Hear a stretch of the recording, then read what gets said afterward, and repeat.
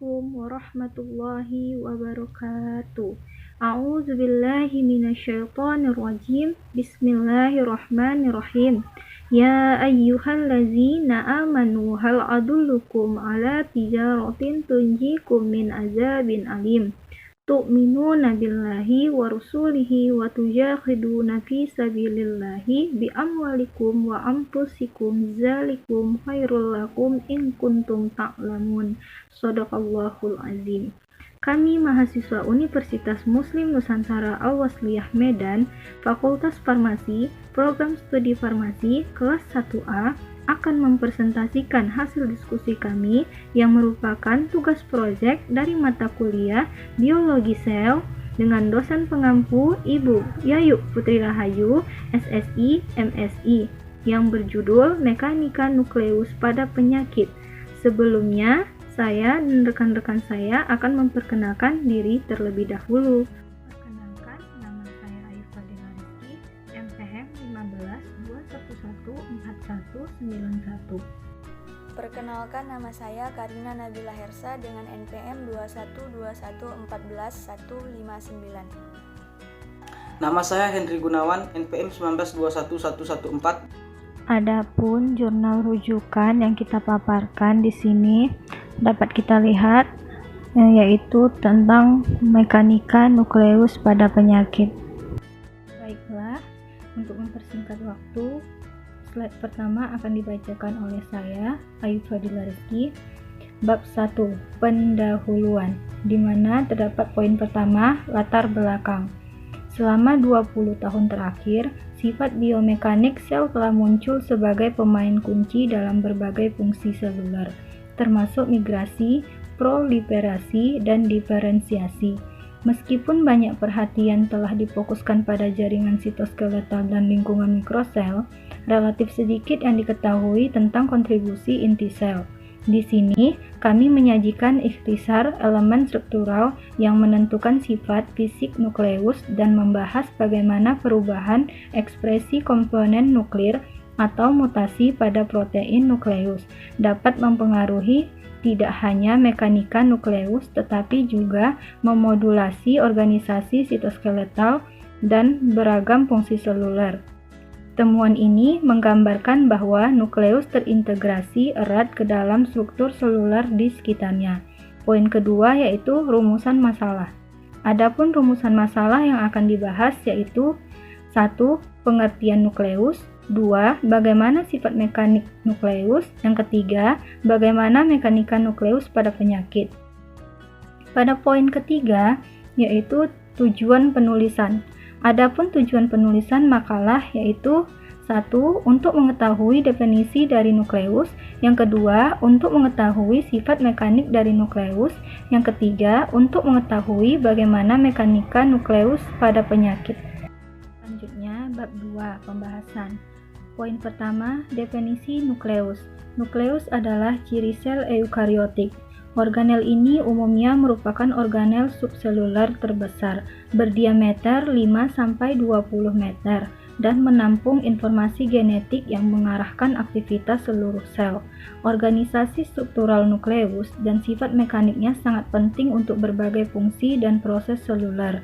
Selubung nukleus, khususnya lamina nukleus, melindungi bagian dalam nukleus dalam sel yang mengalami tekanan fisik, misalnya dalam jaringan otot. Amplop nuklir juga dapat memodulasi jalur pensinyalan penting dengan berinteraksi dengan faktor transkripsi yang berpindah-pindah antara nukleus dan sitoplasma. Di bagian dalam nukleus, DNA dan kromatin menempati wilayah kromosom yang terdefinisi dengan baik yang sering dilestarikan selama beberapa generasi, dan dilokalisasi gen di dalam nukleus dapat menentukan aktivitas transkripsinya. Poin kedua, struktur nuklir normal dan sifat mekanik. Nukleus dapat dibagi secara struktural dan fungsional menjadi dua kompartemen yang berbeda, selubung nukleus dan interior nukleus. Selubung inti secara fisik memisahkan materi genetik sel dari sitoplasma. Ini terdiri dari dua lapisan ganda fosfolipid, yaitu membran nukleus dalam dan luar, dan lamina nukleus yang mendasarinya jaringan protein padat yang mendominasi sifat fisik selubung nukleus. Baiklah, Slide selanjutnya akan dibacakan oleh rekan saya, Karina Nabila Hersa. Kepada Karina Nabila Hersa, saya persilahkan. Terima kasih kepada moderator. Baiklah, saya akan melanjutkan slide selanjutnya mengenai struktur nuklir normal dan sifat mekanik. Meskipun banyak buku teks biologi menggambarkan nukleus sebagai struktur statis yang mengandung kromosom dan domain intranuklear lainnya, penting untuk disadari bahwa dalam sel hidup, nukleus dan isinya terus-menerus mengalami gaya mekanik yang mengakibatkan deformasi dan penataan ulang nukleus yang dinamis. Gaya-gaya ini dapat berasal dari bagian dalam inti, misalnya melalui peristiwa transkripsi dan sintesis DNA, dari proses sitoskeleton atau dari lingkungan seluler, yaitu sel tetangga atau matriks ekstraseluler. Eksperimen pada berbagai sel menggunakan teknik eksperimental yang beragam, seperti aspirasi mikropipet, mikroskop gaya atom atau AFM, kompresi dengan plat mikro, pelacakan partikel atau aplikasi regangan seluler. Secara konsisten menemukan bahwa inti interfase kira-kira 2-10 kali lebih kaku daripada sitoplasma sekitarnya. Meskipun nilai yang dilaporkan untuk kekakuan inti bervariasi dari 0,1 kPa sampai 10 kPa, tergantung pada jenis sel dan metode eksperimental yang digunakan. Sifat mekanik nukleus terutama ditentukan oleh interior nukleus dan lamina nukleus. Mekanika nuklir dalam konteks mekanika seluler. Sekarang telah diketahui dengan baik bahwa gaya yang diterapkan secara eksternal dapat ditransmisikan dari permukaan sel melalui sitoskeleton ke nukleus. Namun pemain molekuler yang bertanggung jawab untuk menggabungkan nukleus ke sitoplasma baru-baru ini mulai muncul. Studi tentang Seymour-Hertz elegans, Drosophila melanogester dan sel-sel mamalia telah mengidentifikasi dua famili baru protein selubung nukleus yang secara ideal cocok untuk melakukan tugas transmisi gaya melintasi selubung nukleus, menghubungkan sitoskeleton ke bagian dalam nukleus. Studi-studi ini telah menghasilkan model coupling nukleus sitoskeletal saat ini, di mana isopom nesprin besar yang terletak di membran nuklir luar berikatan dengan F-aktin sitoskeletal, filamen menengah atau melalui flektin, atau mikrotubulus dan sentrosom melalui dinin dan kinesin. Pada selubung nukleus, nesprin berinteraksi melintasi ruang parinuklear dengan protein membran nukleus bagian dalam yang disebut protein zone, yang pada gilirannya mengikat lamin, kompleks porinukleus, kromatin, dan mungkin protein lain yang tidak teridentifikasi, sehingga melengkapi hubungan fisik antara sitoskeletal, jaringan, dan nukleus. Interaksi fisik pada selubung nukleus ini sekarang sering disebut sebagai penghubung kompleks nukleus skeleton dan sitoskeleton. Sel punca menampilkan plastisitas fungsional dan perkembangan karena mereka sepenuhnya mampu berdiferensiasi menjadi beberapa garis keturunan dan mengaktifkan beragam profil ekspresi gen. Sifat sel punca ini telah dikaitkan dengan perubahan struktur dan regulasi kromatin melalui mekanisme epigenetik yang dapat membuat kromatin dalam sel punca lebih mudah diakses oleh pengikatan faktor transkripsi. Pengukuran biofisik baru-baru ini telah menunjukkan bahwa inti dari sel punca juga memiliki plastisitas mekanis yang lebih besar, yaitu deformabilitas daripada inti dari sel yang berdiferensiasi. Misalnya kekakuan inti meningkat secara signifikan 6 kali lipat selama diferensiasi terminal yang diinduksi sel induk dewasa manusia dan sel induk hematopoietik. Perubahan struktur dan mekanik nuklir pada kondisi patologis dan implikasi terhadap mekanisme penyakit. Sejak penemuan bahwa mutasi pada protein membran nukleus bagian dalam emerin menyebabkan EDMD, banyak protein selubung nukleus lainnya telah dikaitkan dengan spektrum penyakit manusia yang luas. Sebagian besar selubung nukleus ini terdiri dari laminopati yang disebabkan oleh mutasi pada gen yang mengkode lamin. Sampai saat ini setidaknya 344 berbeda LMNA mutasi telah diidentifikasi, menghasilkan 266 varian protein. Terima kasih, saya kembalikan kepada moderator. Baiklah, slide selanjutnya akan dibacakan oleh rekan saya, Hendri Gunawan. Kepada saudara Hendri Gunawan, saya persilahkan.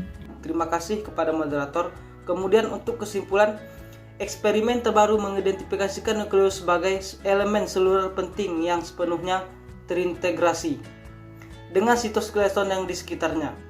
Akibat perubahan struktur dan komposisi ini dapat memiliki konsekuensi dramatis pada polarisasi, organisasi sitoskeletal, dan fungsi. Sebagai imbalan gaya dari matriks ekstraseluler dan sitoskeleton didramisikan melintasi selubung nukleus ke bagian dalam nukleus, di mana mereka dapat menghasilkan deformasi nukleus yang signifikan. Faktor deformasi nuklir ini menjadi sifat faktor deformasi nuklir ini mekanik yang besar dan dibandingkan dengan sitoskeleton di sekitarnya. Nukleus yang dilakukan dapat menghadirkan langkah pembatasan kecepatan dalam kemampuan sel untuk melalui pori-pori yang sempit.